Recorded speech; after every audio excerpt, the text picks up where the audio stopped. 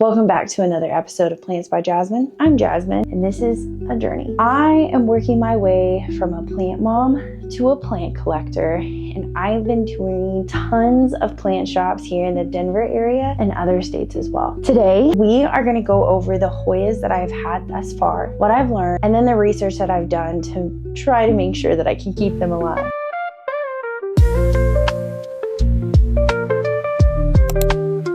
Thus far in my plant journey, I have collected 4 different Hoyas, one of which I've had for a very long time, and all of the others I've gotten within the last 2 months. I would like to state that I'm not a Hoya expert whatsoever. This is the very beginning of me having Hoyas, and actually I've only had one Hoya for just a few years, so I'm still learning a lot, and actually only until recently have I really understood the first Hoya that I got. She wanted to join the crew.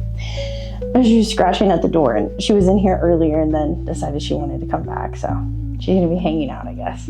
We'll see. This is the first Hoya that I ever got. Got it in December 2021 for my birthday at some random plant shop in Conway, Arkansas. I do not have the variegated ones. The variegated ones are super pretty because they have nice light green along the edges of the plant. A few fun facts that I've learned about the Hoya Compacta. It's also called a rope Hoya, a Hindu rope, and other names like that. It's endemic of Southeast Asia. Endemic of means that it just originated from there. And you're gonna hear me say that a lot throughout this video. So endemic of means originated. So it's endemic of Southeast Asia. It likes to grow on trees and it likes to wrap itself around those tree limbs. And you can see that picture here. The Hoya Compacta is also a cultivar of the Hoya Krohniana. I'm still learning about cultivars. Trying to research that and figure it out has been difficult. So if you've got any tips or tricks to figure out what Hoyas are cultivars or etc., please let me know. When it comes to the care of the Hoya, it likes bright and direct sunlight. And that's something that I didn't know about when I first got this plant. As a plant mom, I wasn't big into researching my plants when I got them. I'd pick them up, I'd have a good time. If they died, if they lived and survived, it was meant to be. Obviously, this plant was meant to be my Hoya Compacta because it has survived the test of my plant momhood. As of recently, I've put it in the greenhouse that I have in a more direct sunlight than just sitting on my bedside table. And since then, it has collected a lot of new leaves, all of which are now hardened off. So you can't really tell that they're new leaves anymore, but it's grown 3 to 4 new leaves since I put it under the grow light. I got the greenhouse in November of 2024, so last year. So it's grown quite a bit in the last couple of months. It actually was growing a couple more leaves recently, and they broke off. Speaking of watering, it likes moderate amount of water. So you put your finger in it about 2 inches deep to see if the soil is still wet. If it is, you don't need to water it, but if so, then you can bottom water it, you can top water it, whatever you want. But I will say what I'm learning is that the less you water this, the better, because it's pretty drought tolerant. Also, I'm learning about all Hoyas across the board that most of the time when you want it to flower, put it through hard periods. You make it suffer, which sounds terrible. One way to do that is to put it through a drought phase, and then that usually encourages flowering. So that's something that I'm going to challenge myself on this particular Hoya Compacta, because I've only had the rest of these for just a couple of months, but this one I've had for years. And since I've started to figure out its environment that it needs to grow well, I think that now I can start, which leads me to the next thing is the soil, right? This is definitely not in the soil that it needs to be. And honestly, the soil's pretty old. The perlite's breaking down, and I'm sure it's running out of nutrients. What I'm going to do this spring is I'm going to work on getting it in a chunky and well-draining mix, especially for all of these. You can tell later when I show you my Siropa is that it's in a well-draining chunky soil, whereas my Hoya Compacta is not.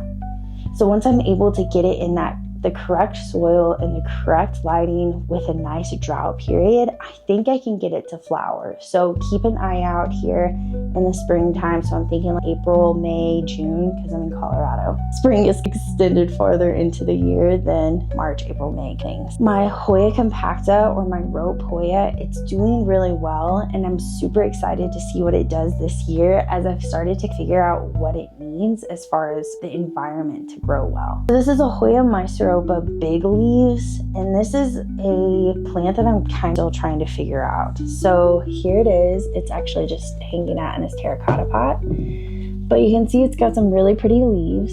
As you can see, I've kind of been challenged with it because it's had some yellowing going on. I think it's only lost one leaf since I've got it, and I got it from the plant gallery in December 2024. So you can find that video right here. Enough of me plugging my own YouTube channel. When it comes to the care, what I've researched and learned about is that can't tell that it's a cultivar of anything. Correct me if I'm wrong, but I've tried to dig around on the internet, didn't find anything that leaded me to believe that it was a cultivar, but let a girl know. It is from Sulawesi. I know I probably said that wrong, but I'm learning. Basically, that area is an island of Indonesia, and that's where it's endemic from. When it comes to the sunlight, it needs that bright indirect light, a moderate amount of watering, and if you want it to flower, give it a good drought period.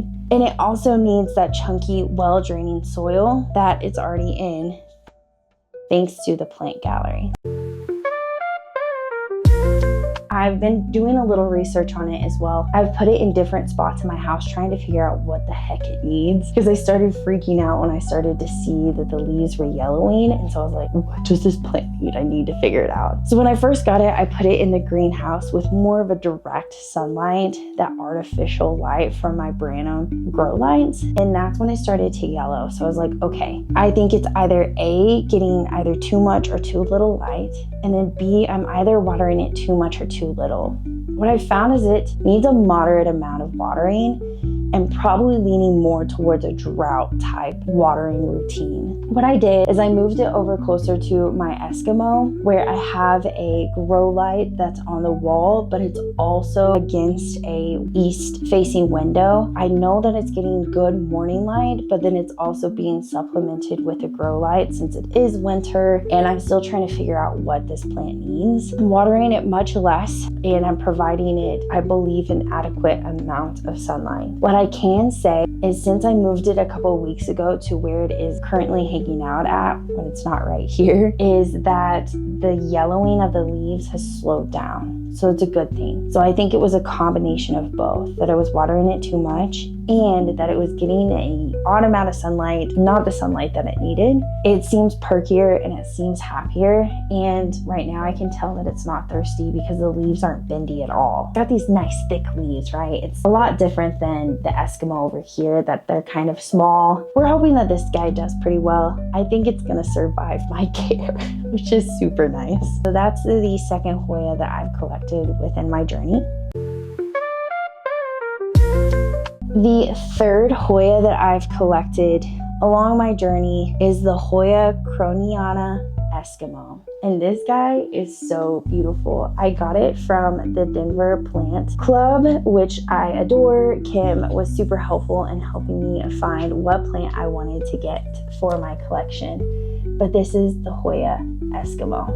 She's beautiful. I'm still trying to figure out the care for this particular plant. So right now, as I said, it's over by that east facing window with that supplemental grow light that's on my wall as well. And it seems to be doing fine when it comes to the light. What I found is, yes, although it needs a moderate amount of watering, just like the other Hoyas, the leaves are a lot thinner than the Hoya Compacta or the Myrmecopa big leaf. So they are more of like flimsy type, thin, not quite papery, but definitely thin leaf. So it requires much more water compared to the other two that I have in my collection. So typically I check on it a lot more than my other Hoyas, because once that top layer gets dry, it cues me that I need to go ahead and give it water. It's also hanging from the ceiling, so I know that as it's winter right now, heat is rising, the heat is on, and it's just kind of a drier environment in my home right now, especially being in Colorado. So I check on it quite a bit more than I do these two. That's what I'm kind of figuring out when it comes to this plant. It's not in a chunky, well-draining soil like I talked about these two. I'm still trying to figure out if I need to go ahead and put it in a chunkier soil that's more well-draining, since it does have such thin leaves. But I think I'm just going to research that a little bit more to make sure that it's in the right environment. That is the Hoya Eskimo for short. Really love this plant. I think she's just super beautiful. So one more good look at her. She's doing super well. Don't see a ton of like new leaves, but not a ton of dead leaves either. I'm pretty happy with the care that I'm giving it thus far. The last Hoya in my collection is my Hoya Lacunosa Amarillo, the cultivar of the Hoya Lacunosa. I got it in January 2025 when I went to Utah, and it is endemic of South Asia. I'm not really sure where. It needs a bright indirect sunlight, moderate amount of watering, and it needs a chunky, well-draining mix. I had it shipped to me. I'm not showing you till I talk about it more. But I got it shipped to me. It was a baby. It was in the soil and perlite. You can see it on my Instagram. I was so excited to have it shipped to me, and Bridget did a great job winterizing the shipping. But I hadn't realized that it was in my mailbox, and it spent a couple of nights in freezing weather. It did pretty well up until a few days ago when literally all the leaves fell off. I'm so sorry, Bridget, if you're watching this, but I'm doing what I can to try to make it survive. So all the leaves fell off, which cued to me that the roots, while it was in my mailbox, probably froze, which immediately took me into this, how can we make this plant survive? And I'm really hoping it's gonna surprise me and make it out of this. So what I did is I tried to clean the roots off as much as possible from the soil that it was in, and just got it down to bare bones what roots actually survived. And I'm gonna be honest, they're like tiny little wisps of like nothing, which means that the root basically just fell off, and it's, I guess, leaving the inner workings of the root. I don't know. Anyway, I have it in water now, hoping that over the next few weeks, it'll like rehabilitate itself.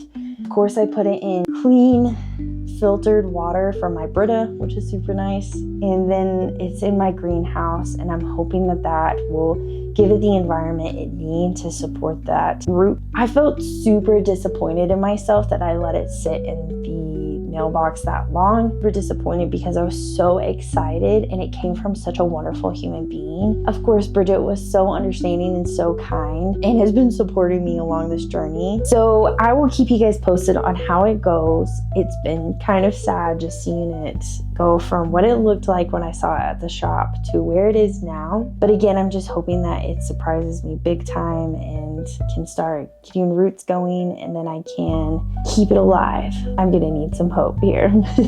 So send it my way, friends. These are the Hoyas that I've collected thus far, which has been super fun. It's been great, like learning more and challenging myself. I think as of now, especially after this Amarillo experience, I think that there are a few other plants that I kind of want to try out. I've got a wish list going that I was playing with today. I saw a Monstera Cobra, which looked beautiful, and since I'm pretty decent with Monsteras, I thought maybe I should like try something different to get some variety in my house. I also saw the Alocasia Silver Dragon, which earlier I had said that I wanted to try more to the end of the year. So that's something that I'm trying to gauge to maybe get during the fall time of 2025. And then the Philodendron Florida, which is going crazy right now. I know, like every plant YouTuber, Instagrammer is talking about it right now. And I'm just super excited to try my hand at it, as most of the philodendrons that I have are doing okay. Eventually, I would like to try my hand at calatheas. I have never been good at calatheas. Okay, I take that back. I've only had one, but it's always been a challenge for me. And so I would like to try my hand at it again. I had what are they, like the prayer plants? You can see them here. I think they're calatheas. I killed it pretty bad. Like, I was excited to have it in my house, and I just don't know what I did. I don't know. And again, that's back when I was just like buying plants of them. I wasn't like researching about that. Could do that, right? I'm gonna try it. The particular calathea that I'm interested in is the Calathea Network, which you can see here. And I'm super excited, and I will let you guys know once I find it. I've got a few plant shop tours coming up here in the beginning of March, and then all throughout March as well. And then looking into April also. So I'm very excited to start that process of looking for some more plants. I also saw that the grocery store down the road to my house, they have quite a few really cool plants there, surprisingly. So I think I might take a gander and see what they have. There's one other thing that I want to do during this video, and that is looking at where my pothos is right now, because I think it needs a little bit of help, but I wanted to take you guys on that journey too. So something that I've been noticing is a lot of yellowing leaves. That typically happens during the winter time anyway, I've noticed with this particular plant. I've had it for going on 2 years now, and I got it when it was absolutely droughted. It was just having so many issues. You can see a photo here of where it was, and now it is trailing along my bedroom, which is really, really cool. I think it needs a little love, and I think I figured out what's going on with it. Something that I have been doing, and this may be just because I've been kind of lazy, but I will take any yellowing leaves that I find on my plant and just like toss them up the top. Just toss them up there, see how it goes, whatever it needs, like it's fine. I think that's what's causing it issues, because my thinking is not only am I doing that, but I also will fertilize it every little bit. Not a ton, because I have that habit and that practice of just tossing leaves up there. But what I'm concerned about is that it is throwing off the ratios, which I guess is the pH level also, but the ratios of, what is it, phosphorus, nitrogen, and something else. I'll put it down here so you can see what I'm talking about. What I'm gonna do is first show you what's happening up there, and then I'm just gonna clean it up, clean the rest of the other leaves off, and then tell you a few other things that I've been doing with it too. So yeah, let's see it. This is what we have going on right now. She wants in, she can't decide if she wants to be on camera or not. Sweet girl. Okay, I didn't think of where to put all of this.